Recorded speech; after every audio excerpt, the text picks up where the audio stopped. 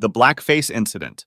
On May 10, 1996, Texas pathologist Beck Weathers joined a commercial expedition led by renowned guide Rob Hall, attempting to reach the summit of Mount Everest. Weathers wasn't a professional mountaineer, but he was an experienced climber who had turned to extreme adventure to cope with severe depression. What he didn't anticipate was how the high altitude would affect his vision. Weathers had undergone radial keratotomy eye surgery 18 months earlier, and as the team climbed higher, his eyesight deteriorated rapidly. By the time they reached high on the southeast ridge near Camp 4, Weathers was effectively blind.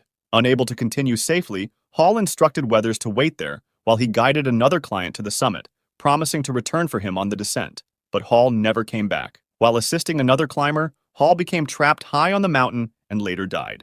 As a massive blizzard struck Everest, Weathers and several other climbers became lost and disoriented just a few hundred yards from the safety of Camp 4. When guide Michael Groom tried to lead the group back to camp, the storm's fury made navigation impossible. The group huddled together for hours as temperatures plummeted and hurricane-force winds battered them. By the time there was a brief break in the storm, Weathers had been so weakened by exposure that he and 4 others were left behind while stronger climbers went for help. That night, Weathers lay in the snow, slipping deeper into a hypothermic coma. A fellow guide found him the next morning, but determined he was too far gone to save. Weathers was officially left for dead. His condition was so grave that his wife Peach received a phone call in Dallas informing her that her husband had died on the mountain. But 15 hours after being abandoned, something remarkable happened. Weathers regained consciousness. Despite being severely hypothermic with massive frostbite covering his hands and face, he somehow found the strength to stand up and stagger toward Camp 4. When he stumbled into camp, his teammates were shocked.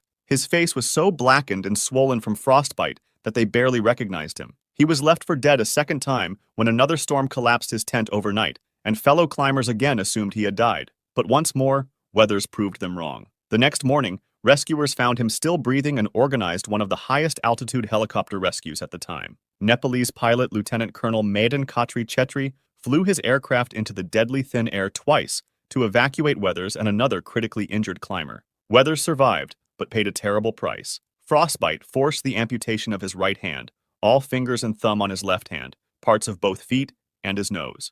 Yet he considered himself lucky to be alive, crediting thoughts of his family with giving him the will to survive against impossible odds.